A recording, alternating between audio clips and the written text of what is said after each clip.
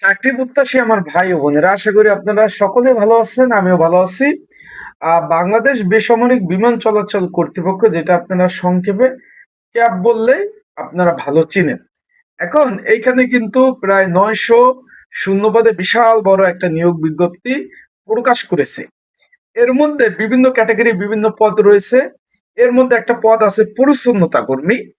মাত্র মাধ্যমিক পাশে আপনারা আবেদন করতে পারবেন, ছেলে মেয়ে উভয়। এখন এই যে পরিচ্ছন্নতা কর্মী, বাংলাদেশ বেসামরিক বিমান চলাচল কর্তৃপক্ষ ক্যাবের পরিচ্ছন্নতা কর্মী কাজ কি, আসলে এটা চাকরি কোথায়, ডিউটি কোথায় হবে, কাজের ধরন, পরীক্ষা কোথায় হবে, বিস্তারিত সকল বিষয় আজকের এই ভিডিওর মাধ্যমে আপনাদের জানিয়ে দেওয়ার চেষ্টা করব। এবং পোস্টিং গুলা কোথায় হবে, কিভাবে আপনারা সহজে আবেদন করতে পারবেন, বিস্তারিত বিষয় আপনাদের মাঝে তুলে ধরার চেষ্টা করব। এই ভিডিওটা শুরু থেকে শেষ পর্যন্ত যদি দেখেন, ইনশাল্লাহ গুরুত্বপূর্ণ তথ্য বলি, বিষয় বলে আমার এই ভিডিওর মাধ্যমে আপনারা জানতে পারবেন। তো চলুন ভিডিওটা শুরু করে দিই। আমার হাতে নিয়োগটা রয়েছে, স্ক্রিনের উপরে দেখতে পাচ্ছেন। বাংলাদেশ বেসামরিক বিমান চলাচল কর্তৃপক্ষ, এটা মূলত বেসামরিক বিমান পরিবহন ও পর্যটন মন্ত্রণালয়ের অধীনস্থ একটা প্রতিষ্ঠান, সরকারি চাকরি। আশা করি বিষয়টা আপনারা সুন্দরভাবে বুঝতে পারছেন, এটা সম্পূর্ণভাবে সরকারি চাকরি। এখন আমরা একটু চলে যাই, আগে কাজের নিয়ে তো আলোচনা করব। তার আগে আমি একটু বলে দেই যেটা কয়টি শূন্যপদ রয়েছে এবং কি কি। এখানে পরিচ্ছন্নতা কর্মী 20তম গ্রেড, 8,250 টাকা থেকে বেসিক, যেটা এখানে শূন্যপদ কিন্তু মোটামুটি ভালোই, 27 জন লোক নিবে। এখানে মাত্র মাধ্যমিক পাশে আপনারা আবেদন করতে পারবেন, বিষয়টা ক্লিয়ার। মাধ্যমিক পাশে আবেদন করতে পারবেন, ছেলে মেয়ে উভয়। এখন এটার প্রধান কাজ কি, আমরা একটু কাজ নিয়ে একটু প্রথমে একটু আলোচনা করি।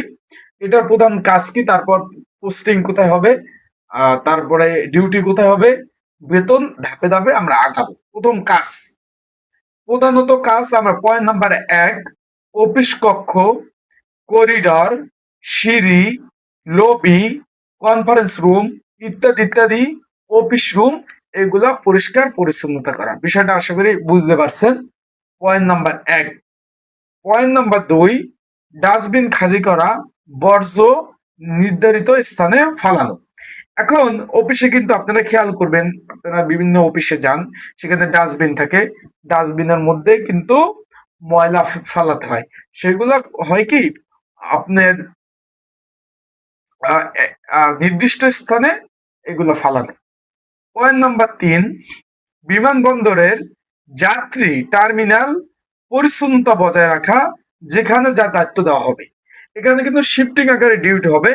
আপনার যেখানে দায়িত্ব দিবে, সেখানে বিমানবন্দরের যে যাত্রী থাকবে, সেই যাত্রী যেখানে থাকবে সেখানে পরিষ্কার পরিচ্ছন্নতা রাখতে হবে।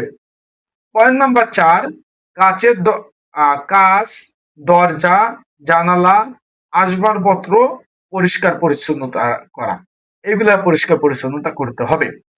আর কি কি কাজ করতে হবে তার আগে আমি একটু বলে দেই। এখানে 8ম শ্রেণী বাসে আবেদন, তাই যারা ঘরে বসে নির্ঝামেলায় ত্রুটি মুক্ত যারা আবেদন করতে চাচ্ছেন, স্ক্রিনের উপর হোয়াটসঅ্যাপ নাম্বার রয়েছে, ডিসক্রিপশন বক্সে নাম্বার রয়েছে, পিন কমেন্টে নাম্বার রয়েছে। এই নাম্বার আপনারা মেসেজ করতে পারেন, যোগাযোগ করতে পারেন। ঘরে বসে নির্ঝামেলায় ত্রুটি মুক্ত সুন্দরভাবে আপনাদের আবেদন করে দেওয়া যাবে, ছেলে মেয়ে উভয় আবেদন করতে পারবেন। আর একটা বিষয় হলো, এটা পরীক্ষা ঢাকাতে হবে। প্রিপারেশন প্রস্তুতিমূলক সাজেশন যদি প্রয়োজন হয়, তার অবশ্যই এই যে স্ক্রিনে এটা হোয়াটসঅ্যাপ নাম্বার, এই নাম্বারে যোগাযোগ করলে সাজেশন নিয়েও আপনারা সুন্দরভাবে পড়তে পারবেন। আশা করি বিষয়টা আপনারা বুঝতে পেরেছেন। এখন আর কি কি কাজ করতে হবে, প্রয়োজন অনুযায়ী ঝাড়ু দেওয়া, মোছামুছি কাজ এবং পরিষ্কার পরিচ্ছন্নতা এবং সরঞ্জাম ব্যবহার করা, বিষয়টা বুঝতে পারছেন। এবং আপনার উপরস্থ যে কর্মকর্তা আছে, তাদের মানে তারা যেখানে যেই অবস্থায় ডিউটি দিবে, সেখানে ডিউটি করতে হবে এবং তাদের তাদের নির্দেশ মোতাবেক আপনার কাজ করতে হবে। এখন এখানে ডিউটি আপনার কোথায় পড়বে, ডিউটি কোথায় পড়বে, বাংলাদেশ বেসামরিক বিমান চলাচল কর্তৃপক্ষের হেড অফিস ঢাকা, এখানে ডিউটি পড়বে। হযরত শাহজালাল আন্তর্জাতিক বিমানবন্দর ঢাকা, এখানে ডিউটি পড়বে। শাহ আমানত শাহ বিমানবন্দর চট্টগ্রাম, এখানে ডিউটি পড়বে। ওসমানী আন্তর্জাতিক বিমানবন্দর সিলেট, এখানে ডিউটি পড়বে। ক্যাবের প্রধান কার্যালয় এবং আঞ্চলিক অফিস এখানে ডিউটি দিতে পারে আপনাদের। তারপর টার্মিনাল ভবন, প্রশাসনিক ভবন, লবি, অন্যান্য নির্দিষ্ট স্থানে আপনাদের ডিউটি দিতে পারে। এছাড়াও যে আপনার কক্সবাজার, যশোর, রাজশাহী, সৈয়দপুর, বরিশাল বিভিন্ন বিমানবন্দরে আপনাদের ডিউটি পরিচালনা দিবে। আশা করি বিষয়টা আপনারা বুঝতে পেরেছেন। এখন কার অধীনে আপনারা কাজ করবেন? সাধারণত পরিষ্কার পরিচ্ছন্নতা কর্মী, প্রশাসনিক কর্মকর্তা, অফিস সুপারভাইজার, সংশ্লিষ্ট বিভাগের ভারপ্রাপ্ত কর্মকর্তা বা কর্মকর্তার অধীনে কাজ করে থাকে। আশা করি বিষয়টা বুঝতে পারছেন যে সংশ্লিষ্ট বিভাগের কর্মকর্তা কর্মচারী যারা আছে তাদের অধীনে কাজ করে থাকে। চাকরির পরিবেশ, এটা সরকারি চাকরি, এখানে 20তম গ্রেডের চাকরি। আশা করি বিষয়টা বুঝতে পারছেন। এটা 4র্থ শ্রেণীর চাকরি। সরকারি চাকরির মধ্যে যে 4টা শ্রেণী আছে, প্রথম শ্রেণী, দ্বিতীয় শ্রেণী, তৃতীয় শ্রেণী, 4র্থ শ্রেণী, এটা 4র্থ শ্রেণীর চাকরি। এটা মূল বেতন 8,200 টাকা থেকে শুরু করে 20,010 টাকা। সামনে কিন্তু ভাই পে স্কেল দিতেছে, সামনে পে স্কেল দিতেছে, সেক্ষেত্রে সেখানে কিন্তু আরো বেতন কিন্তু বৃদ্ধি পাবে। এখানে বাড়ি ভাড়া পাবেন, চিকিৎসা ভাতা পাবেন, উৎসব বোনাস পাবেন, বাংলা নববর্ষ ভাতা পাবেন, এককালীন টাকা পাবেন, পেনশন সুযোগ সুবিধা কিন্তু এই চাকরিটা কিন্তু রয়েছে। আশা করি এই দিকটা আপনারা বুঝতে পেরেছেন। আর একটা বিষয় হলো, অন্য সব চাকরিতে যেমন পরিচ্ছন্নতা কর্মী শুরুতে 15 থেকে 16,000 টাকা বেতন পান, এখানে যেহেতু বিমানবন্দর চাকরি, এখানে 20,000 টাকা অব্দি কিন্তু বেতন আপনারা প্রথম অবস্থায় পাবেন। পে স্কেল দিলে তো এটা 30,000 টাকার মতো বেতন হয়ে যাবে। আশা করি বিষয়টা বুঝতে পারছেন।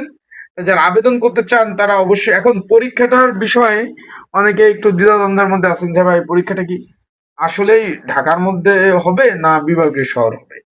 এটা আপনাদের আমি একটু ক্লিয়ারলি বলি, পরীক্ষাটা সম্পূর্ণভাবে ঢাকাতে হবে। ঢাকার বিভিন্ন স্কুল অ্যান্ড কলেজে, আবার বলছি, ঢাকার বিভিন্ন স্কুল অ্যান্ড কলেজে এই পরীক্ষা কিন্তু অনুষ্ঠিত হবে। আশা করি বিষয়টা বুঝতে পারছেন। ভালো থাকবেন, সুস্থ থাকবেন। আর আপনাদের আরেকটা বিষয় বলি, এখানে বিভিন্ন ক্যাটাগরি বিভিন্ন নিয়োগ দিচ্ছে। কোন পদ সংশ্লিষ্ট আপনারা তথ্য জানতে চান যে ভাই আমি এই পদ সংশ্লিষ্ট তথ্য জানতে চাই, আপনারা সেই বিষয়ে অবশ্যই মেসেজ করবেন, যোগাযোগ করবেন, কমেন্ট করবেন যে ভাই এই সংশ্লিষ্ট তথ্য নিয়ে একটা ভিডিও আপলোড দেন। তাহলে ইনশাল্লাহ আমি সেই বিষয়ে ভিডিও আপলোড দিব। আর এটা কিন্তু সরকারি চাকরি। অনেকে জিজ্ঞেস করছেন যে ভাই এখানে অস্থায়ী লেখা, ভাই অস্থায়ী লেখাই থাকে সব সরকারি চাকরিতে, পরে পার্মানেন্ট হয়ে যায়। এটা নিয়ে আপনাদের দ্বিধাদ্বন্দ্ব বা কোনো বিষয় এটা নিয়ে টেনশন করার কোনো কারণ নাই। আশা করি বিষয়টা বুঝতে পারছেন। যারা আবেদন করতে চান আমার হোয়াটসঅ্যাপ নাম্বারে যোগাযোগ করতে পারেন, সাজেশন নিতে চান হোয়াটসঅ্যাপ নাম্বারে যোগাযোগ করতে পারেন।